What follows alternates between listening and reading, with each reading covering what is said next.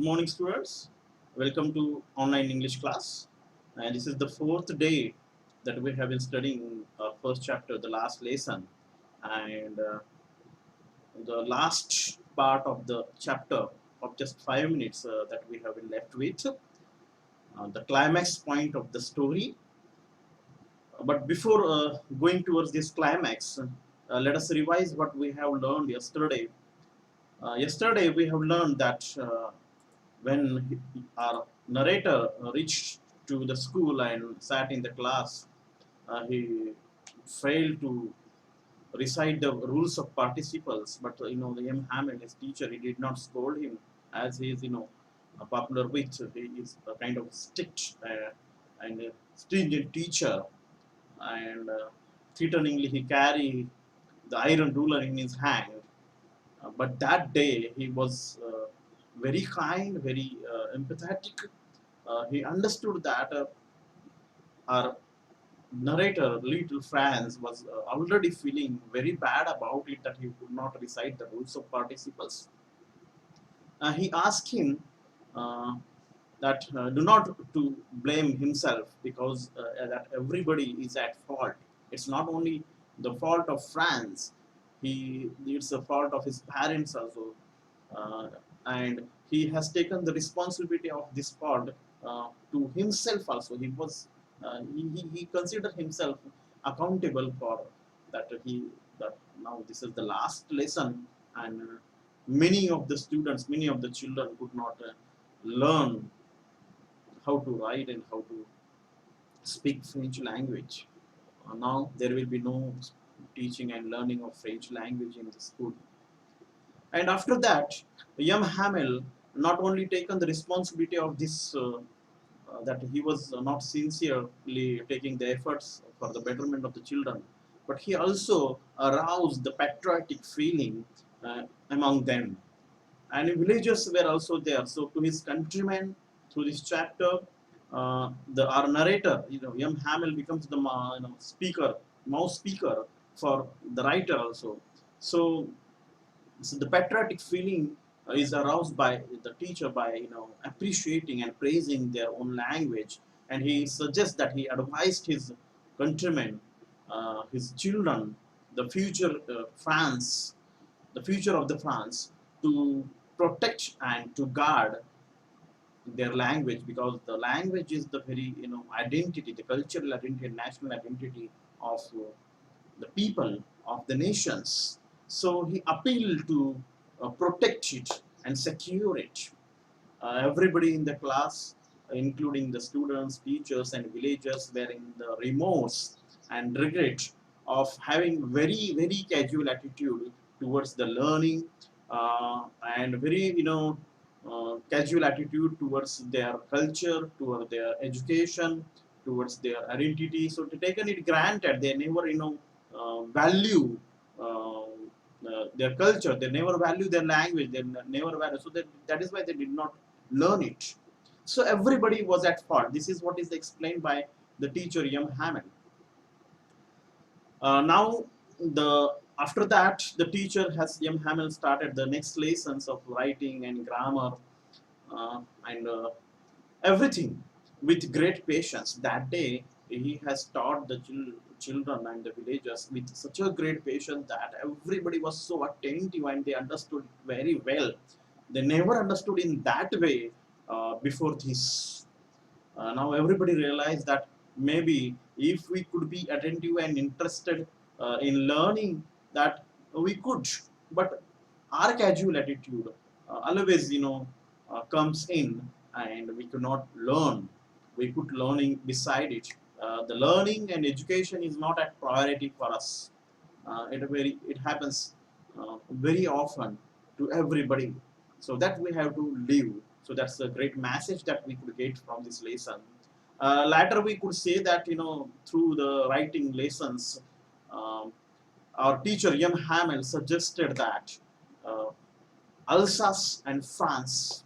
Alsace is the district of the France, and Alsace is inseparable for France. It suggests that he wanted to tell his children and the villagers that they have to protect the Alsace from the Persians. they have to rebel against it, they have to revolt against it, that they cannot be Persians, they should not easily go in the hands of the Persians. Instead, they should uh, protect their French identity, their French originality.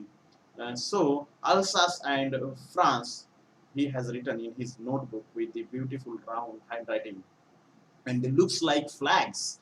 You know, the narrator is a little boy, and he seems he feels that the writing of his teacher written on the notebook, it's like flag of France. So, and after that, a very thought-provoking question was asked through the narrator. Uh, the writer has put this question in the mouth of the narrator, that will they make them sing German, even pigeons? Very thoughtful. It is impossible actually, impractical actually, to unlearn and unlearn our own language, our own mother tongue. So we cannot, take away the cooing of the pigeon from them. So our language is also that natural to us. So our love and attachment and bond towards our own language, towards our own culture cannot be taken away. Though we, for some time, take it granted that we do not value some time, but suddenly when we realize in such kind of situation, we cannot leave it. So uh, here, very thought-provoking question and thought uh, idea is given through this question. Will they make to sing German even in pigeons? So after that, when the last lesson was going on of phonetics and reading lessons, so we could see Hamid sitting there motionless, helpless, and he was gazing to the things one after one.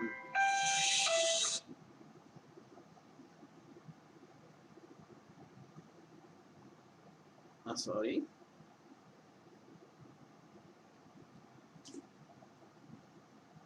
So one after one, as if he doesn't want it. Tomorrow he was going to leave. No, so this place where he had been there for 40 years, this school where he had served, where he has taught for nearly 40 years, now after 40 years he had to leave this place. He was exiled.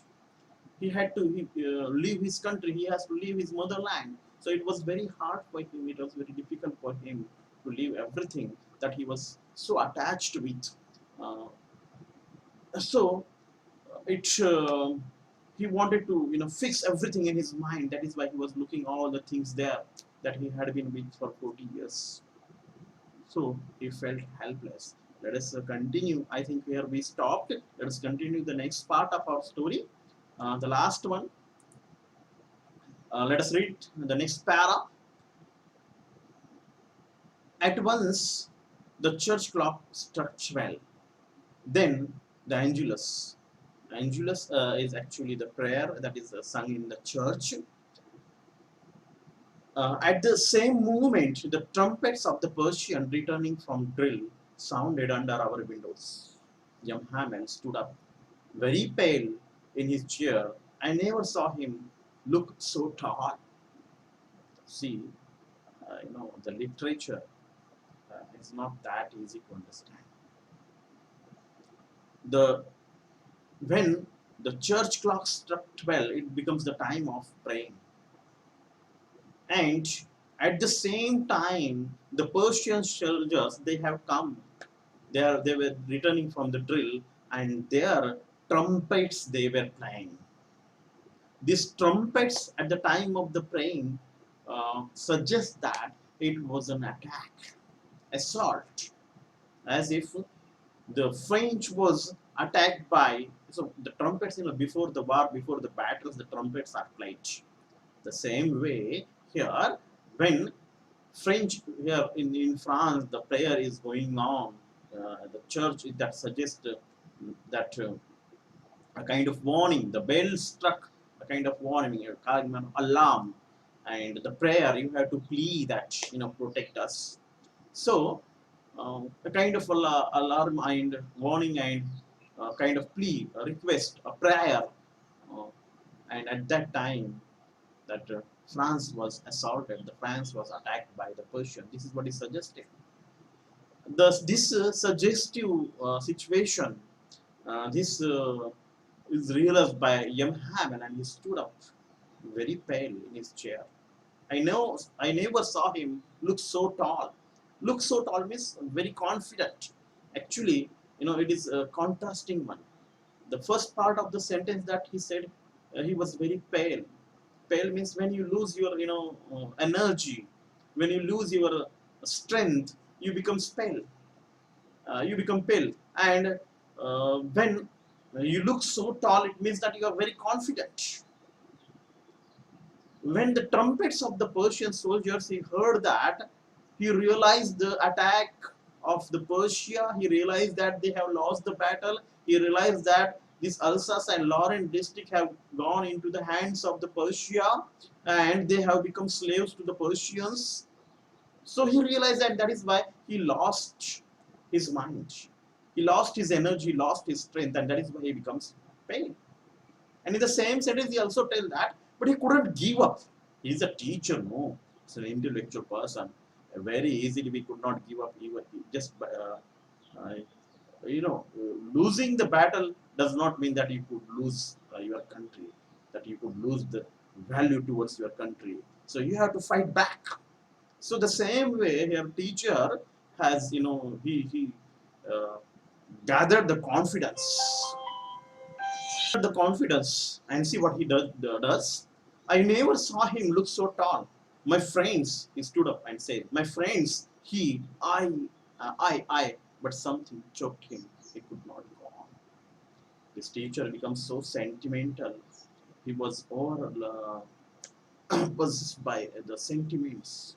He becomes so emotional that he got choked. He could not speak. He was not able to speak what he wanted to say. He wanted to say something, but he could not. So to hide it, he doesn't want to reveal his pain. He doesn't want to reveal his sentiments and emotions. So he turned back towards the black door. Then he turned to the blackboard, took a piece of chalk, and bearing on with all his might, and bearing all with his all strength, he wrote as large as he could, Vive la France. What else could be the message that a teacher could give in such occasion? This was enough. Vive la France. Dear students, Vive la France means long live France. Though they have lost the battle, though now Lawrence and Alsace has become the part of the Persian territory, Persian state, but in any condition, the people of the nation should not give up and fight back and struggle back for their freedom. So the slavery could not be accepted at any cost. So we have to revolt against it. So this the spark of revolt, the spark of rebel, the spark of fight is given by the teacher Hamid by writing on the board Vive la France. That means live, long live France. Long live France. Vive la France means long live France. Then he stopped and leaned his head against the wall, and without a word, he made a gesture. He did not speak. He made a gesture to us with his hand. School is dismissed. You may go. And this is how he taught his last lesson. And the children and the villager has learned their last lesson. And what was the last lesson? Can you justify the title? The last lesson, in which they have learned to value their language, in which they have to learn value their culture, they have to learn to be patriotic, they have learned to rebel, they have learned to fight back for the freedom, they have learned to not to accept the enslavement, they have learned to protect their language, they have learned to keep their identity, they have learned so many other things. They have learned that they should not procrastinate their works to be done uh, here, like learning, taking education. They should not put their work for the next day, for tomorrow, because tomorrow never arrives. So, so many very motivating and encouraging last lesson it was, and yes, nobody could forget if such a class uh, would happen to come to us, or we happen to see. So even our France also did not forget it, and maybe the villagers also. This would be the memorable, and in future maybe these people, these children, the future of the France, they may fight back for the freedom, keeping in the mind the idea of Vive la France. So this was the end of your chapter, and this was the climax of having the suggestion by the teacher of Vive la France. Let us analyze the themes in the chapter that in the entire chapter that what it is. The very first theme that we have seen in the chapter is of linguistic chauvinism, and that we have discussed much while studying the line by line. But though, let us revise it a little. Linguistic chauvinism is actually an idea of excessive obsession of one's language. When somebody loves excessively his language, somebody attached to excessively in his language, he's obsessed with it actually. Uh, and then he started to think that his language is only the language which is superior in the world, and all other languages are inferior to it. So he's somebody starts hating and opposing other languages, and he try to impose his own language to the others. Such kind of ideology, such kind of beliefs, such kind of system um, is called as linguistic chauvinism. And this linguistic chauvinism we could see working here in this in this in the colonial practice, when Persians have attacked and occupied these two districts, and they have banned French language there. So this theme could be seen very explicitly in our story. The another theme that is very important theme that is highlighted in the story is the importance of language. Here, the story reveals that story suggests that the language is actually our cultural identity, our national identity. It's you could see that the names of the countries are actually the different countries are their names are after their languages. For example, the Japan and Japanese language, China and Chinese language, the British and British language, so Britain and Britain language, so France, French language, German, German language. So this is how the many states on the back of the world are named after their language. So it suggests that language is the very identity, the national identity of the people. Even in India also, though our name of our country, we call India, we call, we say Bharat, we say sometimes Hindustan. In Hindustan, Hindi comes. Uh, However, though we have the multilingual background in our country, but still we have the national language in Hindi. So uh, that language is the national identity. Not only the national identity, it's our cultural identity also.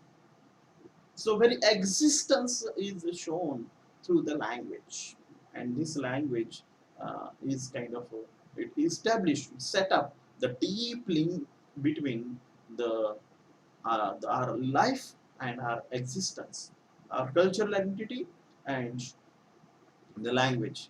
So it's a unique cultural heritage. Language is a very unique cultural heritage.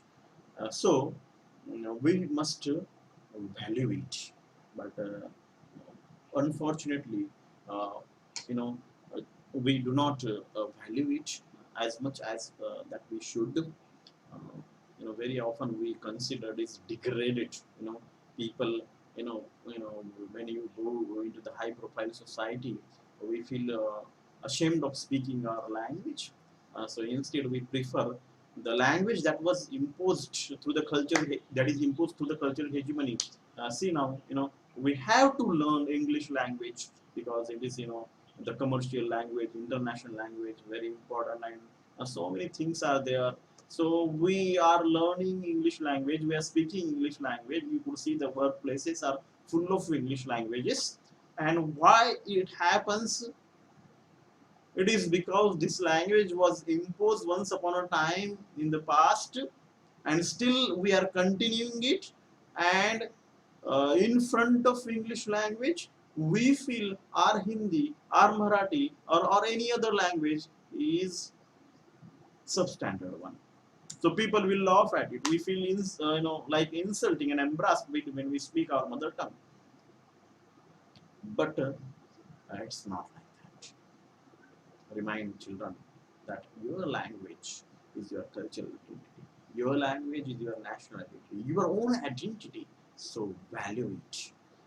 Here in this chapter, suddenly when their right of learning their own language is taken away, and German language is imposed, these people, these villagers, these children, these teachers, the French people, they realize that how important their language is to them, and they have to protect it. So this language is the central aspect of our cultural identity. So this was the another theme that we have in the chapter.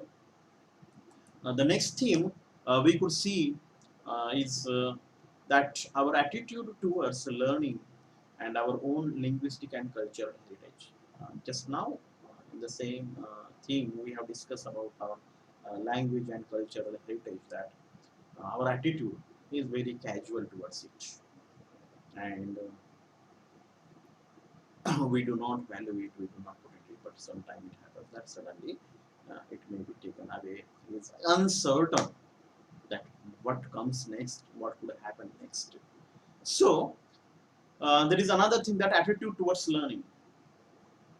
Now coming to our field, our class, our learning, our education. See now, nowadays that Corona pandemic is making havoc everywhere, and we are sufferers. And we have started the online classes. And even at this juncture also, some of us are not at all serious about their education. Some of us are not are very casual about our learning. Yesterday I told you that that YouTube, I posted the uh, chat the lessons on the YouTube, and he did not watch it completely. It comes to know through the analysis of YouTube. So how casual we are. So our attitude towards learning and our attitude towards the education is a kind of procrastination. We put learning for tomorrow. We think that we can learn it tomorrow. There's a lot of time is there. So we put off our work. We delay our work. We keep it for the next day. We do not learn it. Simply we pretend to learn like France. So this attitude must be changed, because tomorrow, in these particular conditions, we do not know even that when school will start. Now it's June, July, August, September. If it the patients may go on increasing, the school may not open. And if school may not open, you have to study yourself. And I think that it is very difficult to study without teachers. So, right from the beginning, this is the right period where we have to start our work. कल क्या होगा कोई नहीं जानता. We cannot predict the future. So now we have the time, full of time we have at the home. We have no, much work. So whatever the means are there, whatever the resources are there, we have to make use of it, and seriously we have to study it. Otherwise, the situation may come that you will not have time to learn. You will have the exam.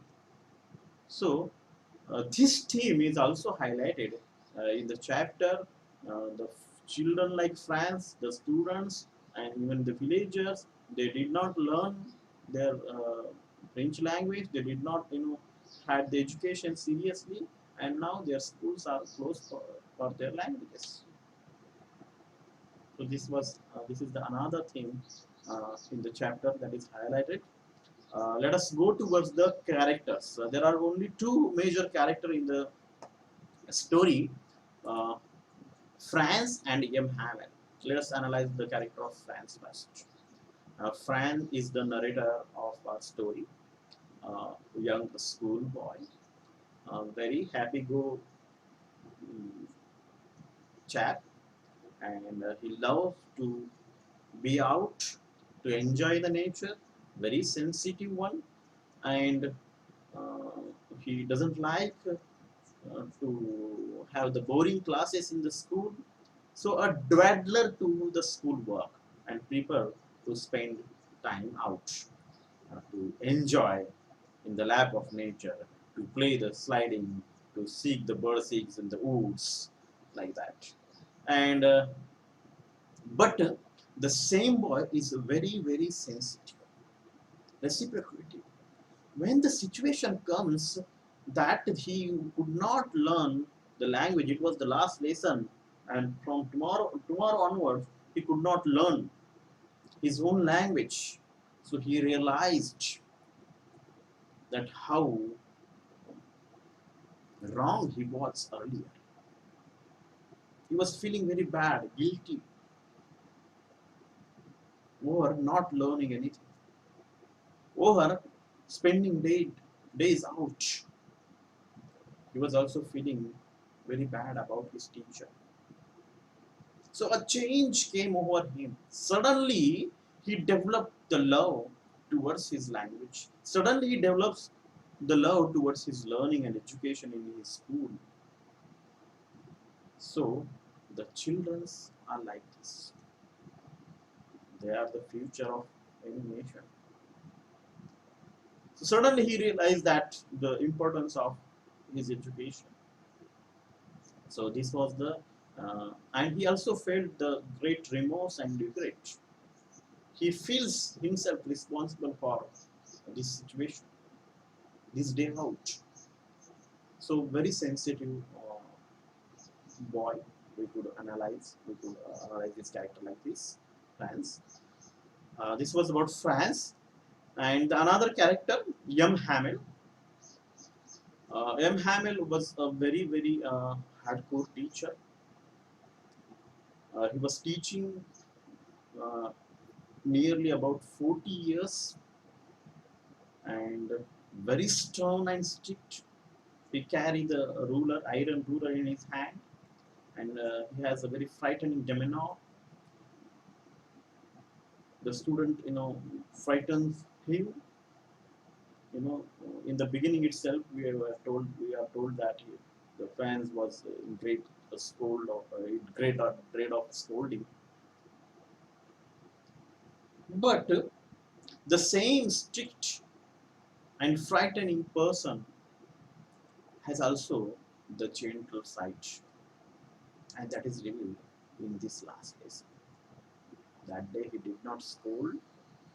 I mean, he did not scold anybody. He was very kind and empathized. He could understand the feelings of friends like children who was feeling bad enough for not learning the things. He was also very, sympathetic with the people, so that he allowed the villagers to come there, and he was teaching them. So this gentle side could be seen in this last lesson, and generally this such kind of sides, the men, the teachers particularly, they always hide from the children. They always hide from the people, in social, um, in the society. So, uh, but in that last lesson, it is revealed.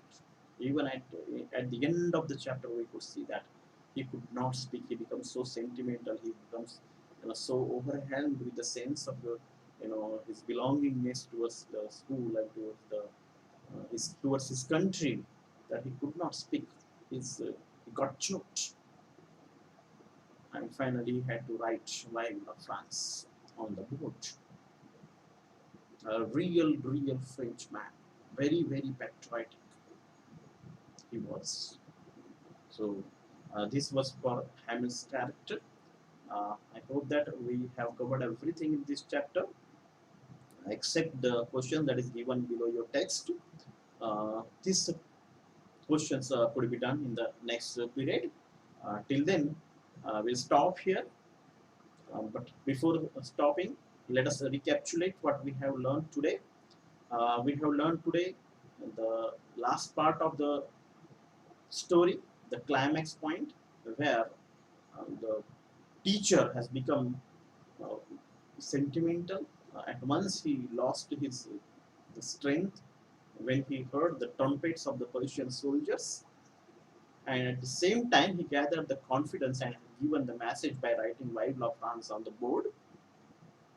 We have also seen the themes that is covered in the chapters. One of the first is linguistic chauvinism, second is the importance of the language as a national identity and cultural identity. We have also seen the another minor theme of habit or attitude towards learning and towards our cultural heritage, towards our language. And we have also seen the characters of Franz and Young Hamil. Franz was a very sensitive boy, happy go lucky boy, and Young Hamil, a stern, strict, frightening teacher, but at the same time he has the gentle side and a very patriotic, hardcore teacher of France. So this is what we have learned today. Uh, this is for today's lesson. One more thing, I request you all that do not be like fans. Watch the complete video and study it carefully. And before finishing this chapter, take down your homework and submit it on the Google Classroom app. And if you like my period, if you like my lesson, do click the like button on YouTube channel. If you want to share with somebody, you can share also. So take down your homework, and while submitting homework, submit it in the classwork section of the Classroom app. Do not post it in the stream section. We have three sections in the Google Classroom app: stream, classwork, and people. So while submitting your homework, you have to submit it in the classwork section. When you open the classwork section, you would see the list of the homeworks assigned to you. So click over it and you will see the question there, and below that your answer. So in that answer section you could write your answer. So I hope that you have understood how to submit the homework on the Google Classroom app. So this is for all about today's lesson. Thank you, children. Uh, in the next period we will discuss the question and answer of the last lesson. Thank you.